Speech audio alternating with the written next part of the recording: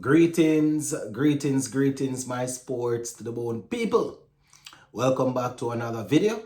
Thank you all for checking this one out. All right, so there are two things I would like for us to take a look at in this one. So I am going to be talking about Pollard. And whenever I touch on this topic, I know that a lot of the viewers, they don't agree with me.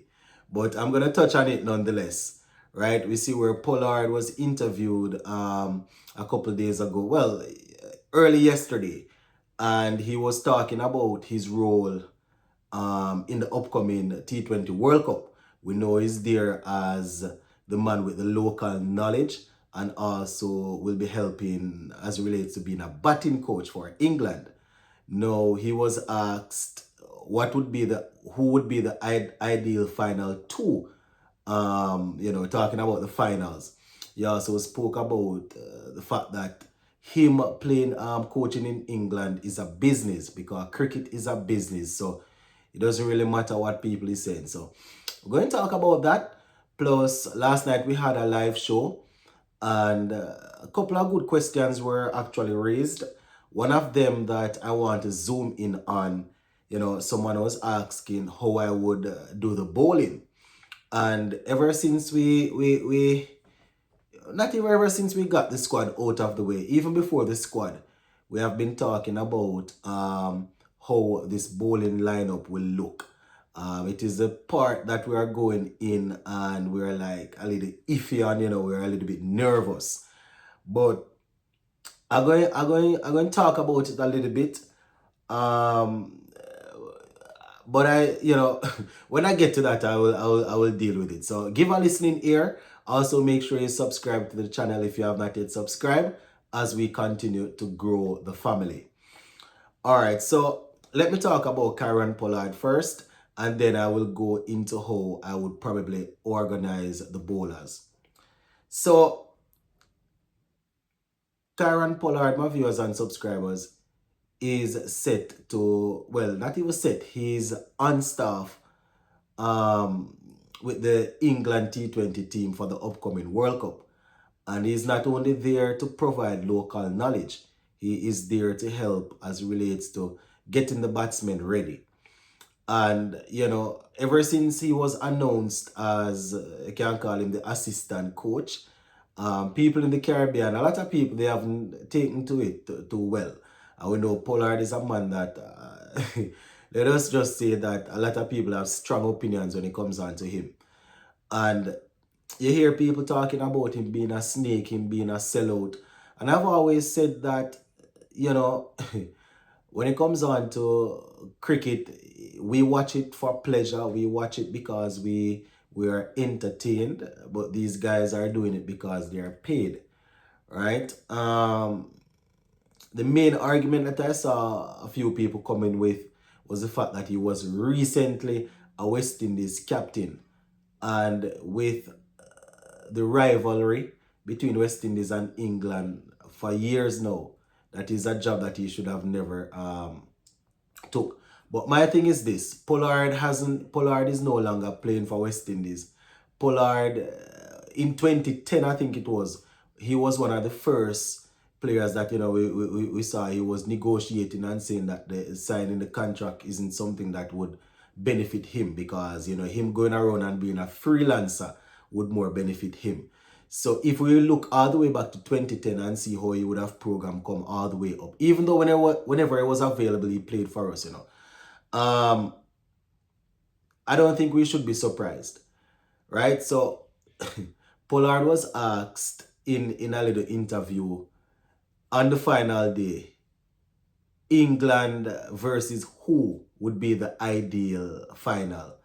And Pollard proceeded to say it would be England versus anybody, right? So first things first, England is the team that he's backing in terms of, he's working there. So it would be England versus anyone.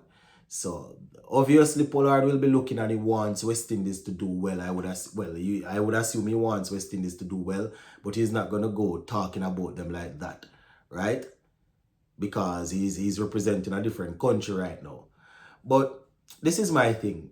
A man is no longer playing international cricket, and I don't have a problem with it. I don't have a problem with it. I look at it as look at this now. West Indies cricket needs developing. I look at it as seeing some of the greats to have played for West Indies.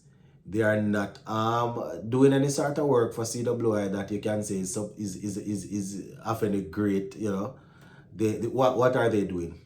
They are over the world being coaches, even when some of them are not coach. They are over the world coaching. They are being analysts. They are being commentators, and people ain't tearing them down too much. But as I said earlier, a lot of people have strong opinions when it comes on to Pollard. And not only because they have strong opinions, some people have different opinions apart from what I am leaning towards. Right? I see it as a job. I would never call him a snake for that. It's not like he's there working for West Indies and then he's working behind and trying to get England above us. The man is no longer playing. He has retired and he got a job. So how do we call him a snake? When the news just came out, that was the first thing that people were saying, that he's a snake. But I don't consider it that, my people. Right? I see other West Indies former players going all over and coaching. Might be franchise leagues, yes, but Pollard is well respected around the world when it comes on to T20 cricket. So this is something, that we should probably come to expect. What I want to hear what you all think about it. I remember the first time when it just came out, and I was saying that this is my stance on it. Some people are saying that right now I sound like a snake just like him, but let me know what you all think. All right, so just before we finish here, on the live show last night, someone asked how I would do my bowling from the power play to the middle to the death over. And I was saying that I couldn't it's not something that I can just outrightly say no, because it has a lot to do with what's happening on the day, the conditions, how the bowlers are going, because who I'm planning to bowl now, probably, on the day that the pitch is not working for, well, not even saying not working for them, but their style is the pitch isn't, they are unable to adapt to what the pitch is offering based on their style and stuff like that, right? It might depend on who the batsmen are actually attacking on the day. So if I'm going with a playing 11, for example, something like this Charles, King, Hope, Pooran, Powell, Rutherford / Hetty, Russell, Shepherd, Holder. I should say Shepherd / Holder, or / Moti / Chase, depending on if the pitch is spinning. Hussein and Alzari Joseph. Say, for example, I'm going with that playing 11. Then you're looking at, obviously, Alzari Joseph. And we're hoping that he will get it together, bowling 2 up there along with Hussein. So we're looking at Alzari and Hussein to bowl 2 each. Hopefully they don't bowl 1 and then we have to take them off. Right? Hopefully both of them can get in 4 overs between them quick. Right, so 2 from Joseph, 2 from Hussein, and we probably can take 1 from Russell with some experience. If one of the guys going for runs, they can probably take him to pull it back a little bit, and probably Rastan Chase to give you 1. Right, then again it depends on how things going. So that would probably be 2 from Joseph, 2 from Hussein, 1 from Russell, 1 from Chase. That would finish it off right there, because I don't want to give them any of them 3 on the trot unless they are really and truly on fire, not giving away runs and taking wickets, right? It's not like when we had Moti back in the it's not like when we had Badri back in the day. We could bowl him out all 4. Then we know we had Narayan, and then we had Marlon Samuels who would bowl some part-time spin. So we probably don't want to bowl out Hussein. So if we go 2 Joseph, 2 Hussein, and take 1 from Russell and Chase, then that is the power play done. And as I said, there are a lot of factors that would impact this that I am saying here. I'm just saying, right? And then straight after the power play, we probably take two from Shepherd slash Hola, whichever one is in the team. Then you have Moti also giving you another two. Then you take another one from Rastan Chase, right? Then Russell, you're looking at Russell to come back with probably two more.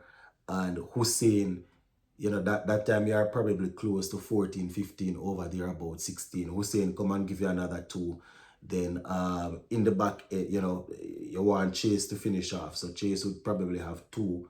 So in between those guys, you're having Chase. And, hopefully by then we're up to about 18. Probably not on the paper here, but hopefully by then we're up to about 18. And then on the day, depends on what the pitch is taking. You might have an experienced Russell Ball in one, you know, 19 and the 28 over. Probably have Russell Ball in one, Hola Ball in one, or Shepherd. It depends on what's happening on the day. You understand? Could even be our quick Alzari Joseph. You understand? As I said, it depends on what's happening on the day. It depends on how the bowlers are looking. I know that over the past couple of months, Alzari has been a little bit, might I say, expensive, or in terms of him bowling short and all of that. But you don't know what might happen on the day. So all of this is just reasoning. All of this is just talking. These are things that would definitely change on the day depending on what is happening. But the question was asked, and I thought, this is something that we can have a good conversation about. So in the comment section, let me know what you all think. Big up.